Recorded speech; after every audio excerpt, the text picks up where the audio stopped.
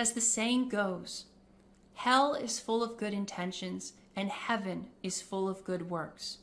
I did not do a good work. Hell is full of good intentions, heaven is full of good works, and TikTok is full of way too popular influencers making disorders look fun and quirky and shredding the innocence of children one groomer Discord server at a time.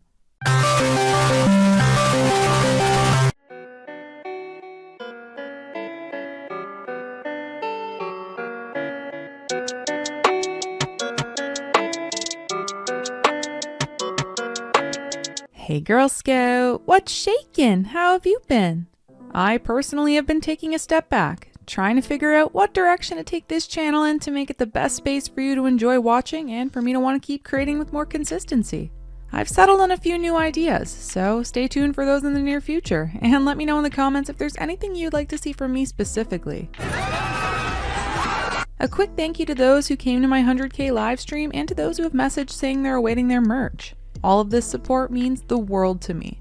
Now, while all of this is good and happy, an evil villain is trying to crawl their way back into the spotlight, thinking we wouldn't notice.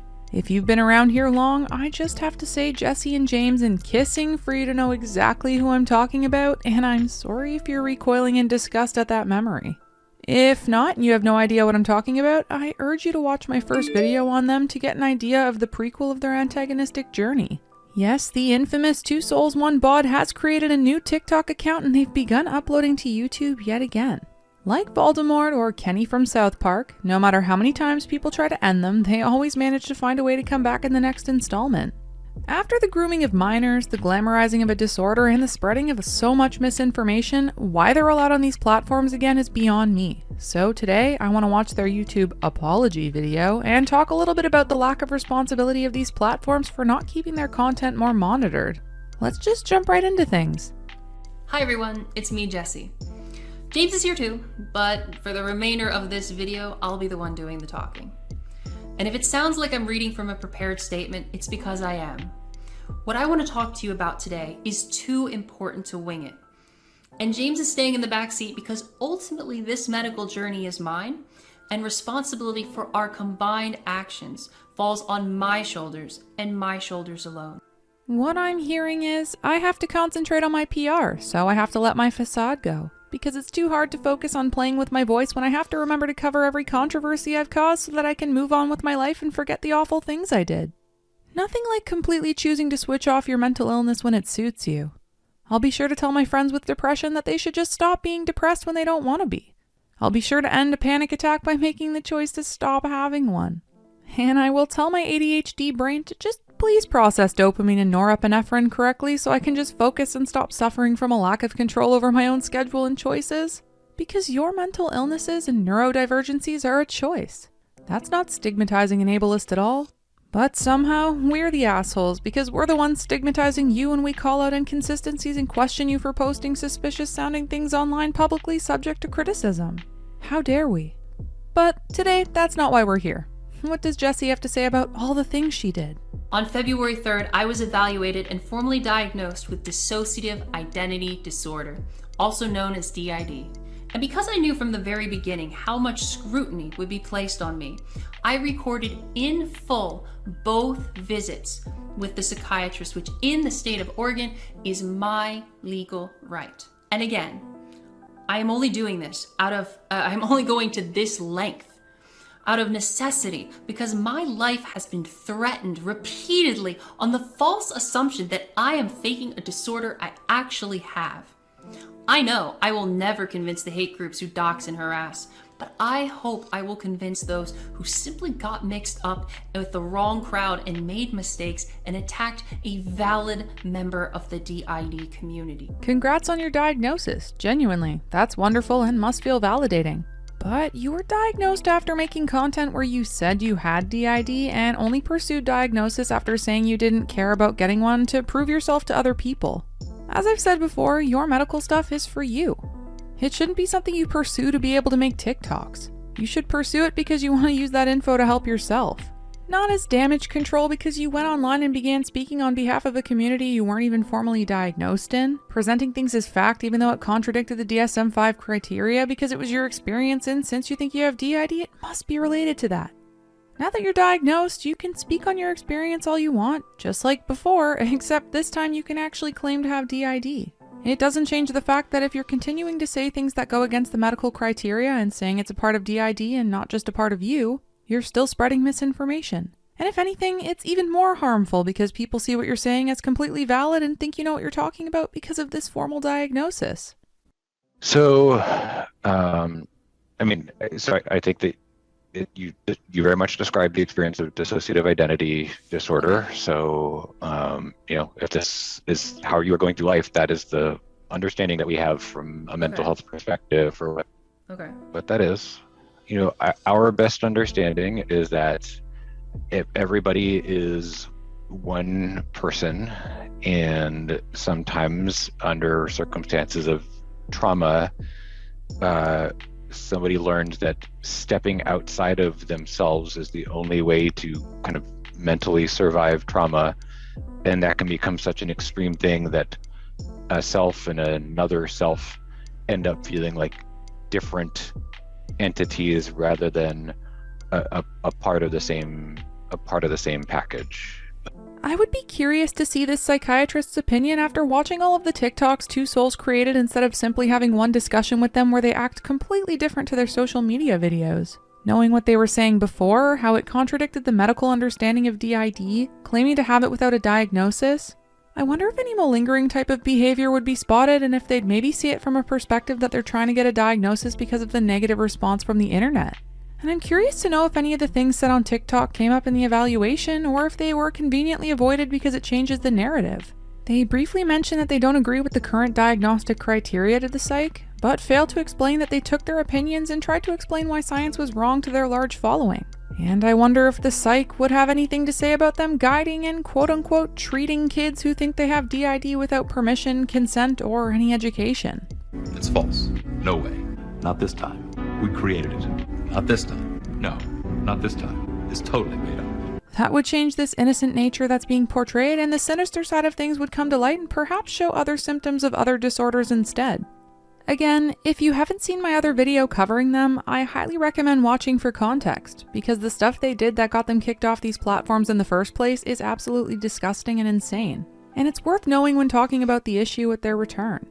Yeah, we're totally different. And like a boy to girl, we think like I think like a man, and I think like a woman. I had a pretty good idea of the rarity of DID and like the resources available, and there just really isn't, which is a part of the reason I went online, is to try and raise awareness. But and it slowly like fell apart, and then the internet got really mad because they wanted to know like what trauma caused this, and it was bad. But anyway.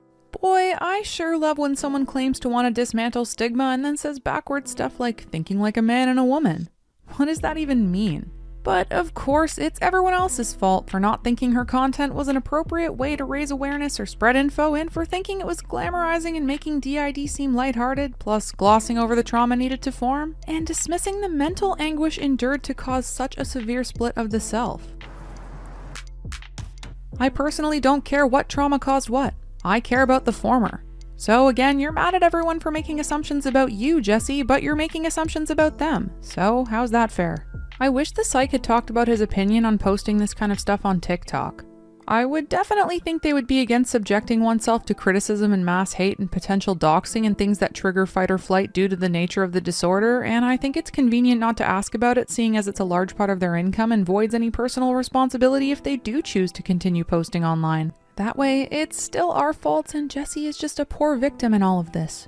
I take full responsibility for what took place on my Discord server. It was my responsibility to keep everyone safe on that server, and while I tried my best to keep people safe, ultimately my best was not good enough. See, I would admire the taking responsibility because it is your fault, but ultimately you were the one encouraging sexual education to minors without parental consent, so I would argue you didn't try your best to keep your Discord safe. Even if you're not knowledgeable on Discord, it's kind of common knowledge not to subject children to that kind of stuff without permission. So, yeah, that's on you. I had good intentions. I wanted to build a neurodivergent acceptance movement where everyone could learn, debate, educate, share, and befriend others like them, and connect and engage in discussion with vetted medical professionals to improve treatment for all of us. Except your Discord wasn't medical professionals sharing info. It was a bunch of kids being promoted adult OnlyFans accounts and encouraged to roleplay as having DID without consequences or regulation. And when you were faced with people bringing up concerns, you defended the wrong side in lieu of protecting the children coming to you because they wrongly picked you as a role model. Out of ignorance and naivety, I made critical mistakes managing the server that put vulnerable individuals at risk. I hurt the people I cared the most about. I apologize to you for my failure. And I will live with the shame of that 2-week Discord server for the rest of my life. At the same time, I will never forget the amazing memories we shared. James beaming over fan art of him, the people we helped switch better, the young person who drove 2 hours to help free their beloved altar from dormancy. And I will never forget James reading The Hobbit and him doing Gandalf with me doing Bilbo to hilarious effect. Yeah, you did do those things. And sometimes I think an apology is enough for a second chance, but when it comes to sex and minors, I don't think you should just be allowed to move past that without consequence. And to drop in the 2-week Discord server and highlight all the positives of the Discord to brush past the bad to try and make it seem like this is a smaller mistake than it is shows this apology is for you. And who are you to educate kids on how to switch and how to manage their disorders better without formal education? That's a professional's job, not an undiagnosed random adult without parental permission's job. Where are the waivers you got the parents to sign to allow you to do this and to warn them of the risks? Where are your degrees to show you're qualified to do this?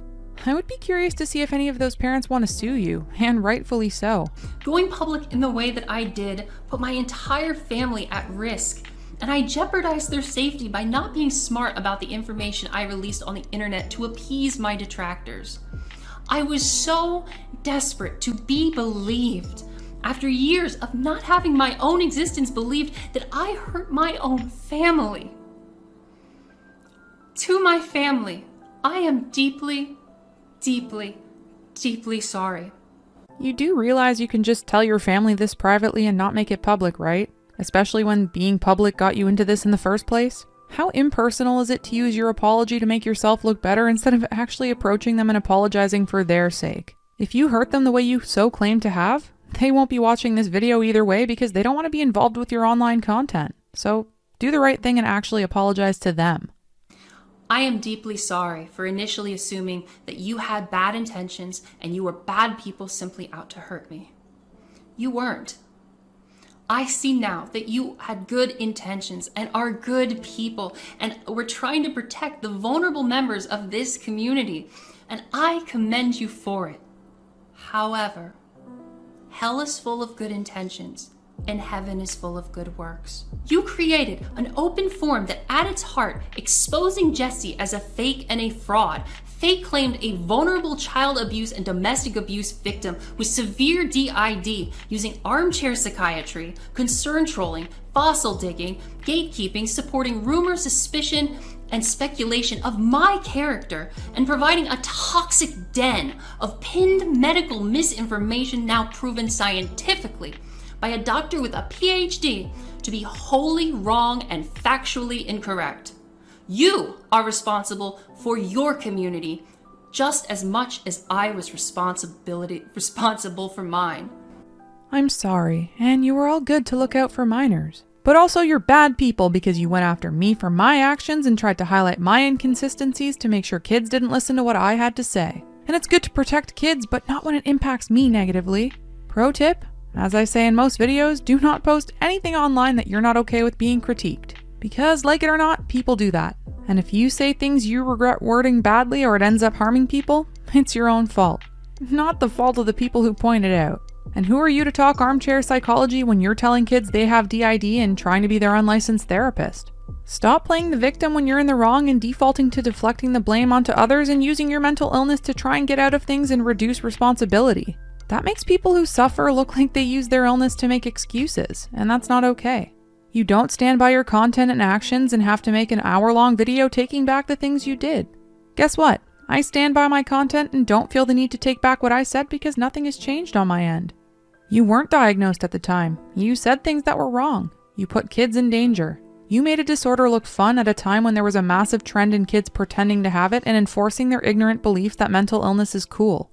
Everything I pointed out, I still believe. Your diagnosis doesn't erase these things. They go on to explain why we are all just as bad as them for calling them out and how we all need to do better. Because that way, their actions seem not as bad. They also talk about how they deleted their TikTok, so everyone should just let it go and forget what happened because it's in the past. Even though the video ends with a re-upload of a TikTok?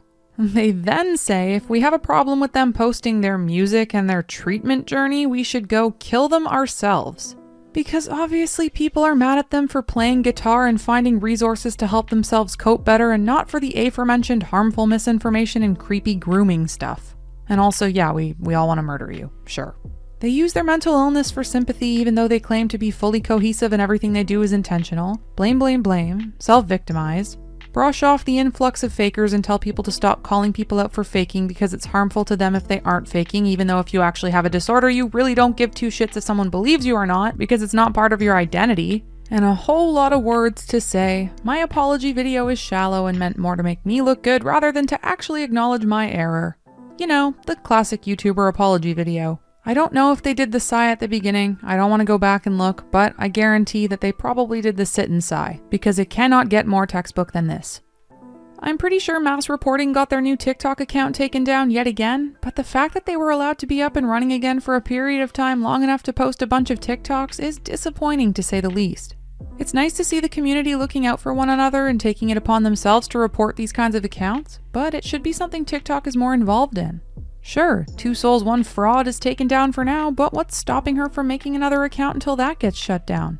What about the hundreds, if not thousands of accounts glamorizing disorders, spreading misinformation, influencing young kids to believe they're mentally ill when they're really just young and grasping at an identity based on commonality? What about those?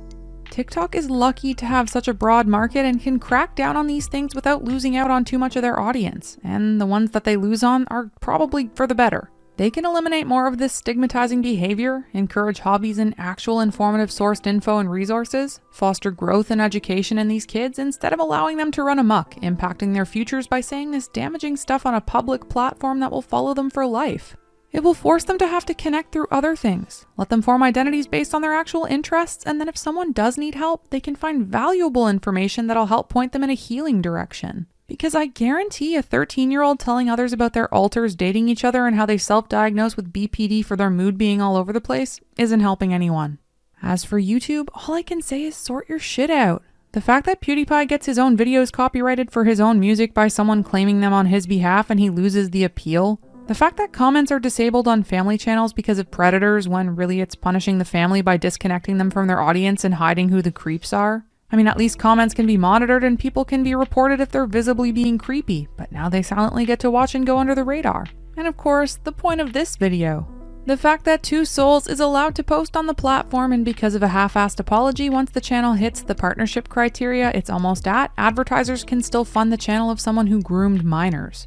But if my boyfriend talks about a monetized video that's up on YouTube, he gets a strike on his channel for inappropriate content? It's all backwards. The platform needs to support its creators better. They need to listen to the people that bring them responsible, clean income and not sacrifice safety and dignity because people are binge watching these harmful creators and getting them ad revenue. I guess all I can say is, as people who want things to change, we have to keep reporting these channels, speaking out to these platforms on what we want changed, and not engaging in these creators' videos at all. These creators are abusing this backward system for their own benefit, and they're going to keep being supported if they make the platform money. So we need to do our part, and maybe one day justice will be served. That sounds nice. If you enjoyed today's video, be sure to like and subscribe to the channel. Follow my socials linked in the description, and come chat to me on my Discord server. I love chatting to you guys there. Let me know what you think of everything in the comments below, and if you have anything you'd like me to cover next, drop it down there too. I have a huge collab coming up soon on this fake disorder stuff, and it's very intensive, so be sure to be on the lookout for that. And that's all from me. Hope you all have an amazing day, and I shall see you all in the next video. Peace out, Girl Scouts. Thanks for watching.